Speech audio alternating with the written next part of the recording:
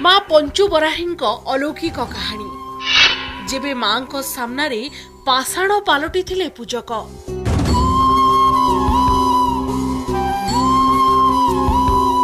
जेते पुरातन मंदिर सेते अलौकिक कहानी जहाँ एबे भी लोकों विश्वास रे रही। केन्द्रापड़ा जिला सातभाया थैथान स्थली बगपाटियार प्रवेश पथरे पड़े प्रत्यक्ष तथा आराध्य देवी मां पंचु बराहींक मंदिर। एही शक्तिपीठरे पूजा पाउथुबा मां पंचु बराही समग्र ओडिशा भूखंडरे अनन्य। पूर्व मुखा होई मंदिर मध्यरे कला मुगुनी पथରରେ स्थापित 5 गोटी नारींक मूर्ति ही पंचु बराही भावे ख्यात। गठन शैली दृष्टि पारंपरिक देवी मूर्ति मानक ठारू यह पूरा भिन्न। बराह मुखयुक्त पंचकन्याଙ୍କୁ एही पंचु बराही कुहा जाए। एही देवी मूर्ति मानकर स्थापन सठिक भावे जना पड़े नाही। लोक कथारू जना जाए 1843 रे तत्कालीन कनिकार राजा विनायक भंजदेव जंगल मध्यरे एक आलोक देखिबा को पाई तांको सैन्य माननकु जंगल सफा करी सेठारे कोन अछि बोली जानिबा को चाहिथिले। जंगल काटी सारिबा परे सैन्य माने देखंती जे 5टी देवी मूर्ति नौका उपरे बसिछंती। सेबेठारू एही नौका उपरे मां पंचु बराहींकु पूजा करा जाउछि। मंदिर प्रवेश मात्रके प्रथमे मां बाटकुमारी परे पंचु बराही कमली बिमली एवं जंजालींकु पूजा करा जाउछि। सातभाया पीठरे पूजा पाउथुबा बराहमुखी देवींको सहित आलीर बराहजियो एवं जाजपुरर बिरजा देवींको सामंजस्य रहिछि।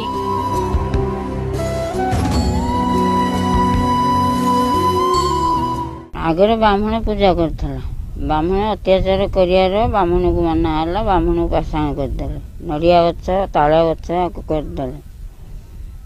जो यात्री मैंने आसिले ता छाती पड़ता गुड़ देले से माने को माना हला। से माने पूजा कले ना आमको माँ हुकुम देले आम ऐसे पूजा कर। ये हूँ राजीव राजीव ठाकुर कनिका राजा ये जो ठाकुर थे जंगल भितर गाँ गणा कि ना जंगल भितर माने ये ठाकुर आलुओ देखागला जंगल भितर से गाँ लोक देखिक सामू यहाँ आलु सब देखा जंगल भितर कथा तुम देख जा जंगल काटिले काटी धीरे काटी 3-4 दिन खंड लगे जंगल राति से आलु दब से काटे।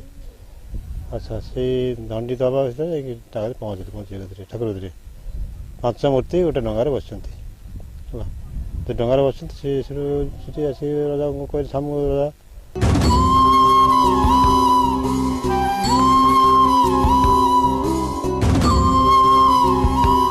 साधारणतः ओडिशार अधिकांश देवादेवी को ब्राह्मण माने पूजा करुथिबार देखिबाकु मिले। हेले सातभायार पंचबराही देवी एहार एक व्यतिक्रम। लोकवाणी अनुଯାयी पूर्वरु ब्राह्मण माने ही देवी को पूजार्चना करुथिले। एकदा जणे ब्राह्मण पूजक नारी अवयवधारी बराहमुखी देवी मानक पूजार्चना कला बेले देवींक प्रति आसक्ति प्रकाश करी कामातुर होइथिले। क्रोधान्विता देवी मानक अभिशाप रे कामतुर ब्राह्मण पाषाण होई जाइथिले। सेही दिन ठारू एठारे कैवर्त संप्रदायर सधवा नारी माने ही देवी मानकर मुख्य पूजक भावे पूजार्चना करिथांती। 2018 मसीहा एप्रिल 20 तारिख दिन शुक्रवार स्थानांतरित होते यही आराध्य देवी वनदुर्गा श्री माँ पंचबराही एवं तांको सहित तांकर भौणी एवं से 7 भौणी बिरजाई ठाकुर जाजपुर माँ बिरजाई एवं समुद्र अच्छी दरिया नाहकाणी अनेक अपार महिमा ठाकुर अच्छी। ठाकुर को आश्रित करुवा लोक ठाकुर को भरोसा करुवा लोक बहुत आशीर्वाद पाई। ये सातभाया ग्राम पंचायत अधिवासी निम्न स्तर में समुद्र कूल बास कर माँ का आशीर्वाद बड़ बड़ शिक्षानुष्ठान बड़ बड़ पदाधिकारी प्रशासनिक सेवा राजनैतिक सबु स्थान में माँ का आशीर्वाद सर्वाग्रे आम अंचल जनसाधारण व अधिवासी बहुत भल अच्छे तार आशीर्वाद पे ठाकुर महिमा अपार अनंत व्यापार। आम पंचायत गोटे पूजा परिचालना कमिटी अच्छी जोटा सब आम पंचायत सारा लोक बस निष्पत्ति नियंती किए कमिटी प्रेसिडेंट रहा निर्देश कमिटी परिचालना हुए। आज जो अर्थ कथा कहते केमी व्यवहार हुए कमी आम अर्थ आसे तो आम पंचायत प्रत्येक परिवार किसी ना कि दिखती आमर जो यज्ञ हुए कि जेको अनुष्ठान हुए ता बाद आमर जो नीलाम प्रक्रिया अच्छी ठाकुर फंड को पैसा आसे आम ଆମର ଦୁର୍ଗା ଦଶହରା ତାପରେ ଆମର ଦୋଳ ପୂର୍ଣ୍ଣିମାରେ ଯଜ୍ଞ ଦୁଇଟି ବଡ଼ ଅନୁଷ୍ଠାନ ଆମ ତାପରେ ଆମର କାର୍ତ୍ତିକ ପୂର୍ଣ୍ଣିମା ଅଷ୍ଟମୀ ବହୁତ ପର୍ବ ଅଛି କିନ୍ତୁ ବଡ଼ ପର୍ବ ଦୁଇଟା ହେଉଛି ଦଶହରା ଆଉ ଯେଉଁ ଯଜ୍ଞ। ସାତଭାୟାର 7ଟି ଗାଁର ଆରାଧ୍ୟ ଦେବୀ ଭାବେ ମା ପଞ୍ଚୁବରାହୀ ବଙ୍ଗୋପସାଗରର ସମୁଦ୍ର କୂଳରେ ପୂଜା ପାଇ ଆସୁଥିଲେ। ଲୋକଙ୍କର ବିଶ୍ୱାସ ଥିଲା ମାଙ୍କ ମନ୍ଦିର କାରଣରୁ ସମୁଦ୍ର ଗାଁ ମୁହାଁ ହେବ ନାହିଁ। ମାତ୍ର ପ୍ରକୃତିର କରାଳ ରୂପ ଦୈବୀ ବିଶ୍ୱାସରେ ପାଣି ପୁରାଇଦେଲା। ସମୁଦ୍ର କୂଳ ଲଙ୍ଘି 7ଟି ଗାଁକୁ ଶେଷ କରିବା ସହ ମାଙ୍କ ମନ୍ଦିରକୁ ମଧ୍ୟ ଧୀରେ ଧୀରେ ତା ଗର୍ଭକୁ ଟାଣିନେଲା। ଜିଲ୍ଲା ପ୍ରଶାସନର ତତ୍ତ୍ୱାବଧାନରେ ମାଙ୍କୁ ସାତଭାୟାରୁ ସ୍ଥାନାନ୍ତର କରି ସାତଭାୟାବାସୀଙ୍କ ନୂଆ ଠିକଣା ବଗପାଟିଆରେ ଭବ୍ୟ ମନ୍ଦିରରେ ପୂଜାର୍ଚ୍ଚନା କରାଯାଉଛି।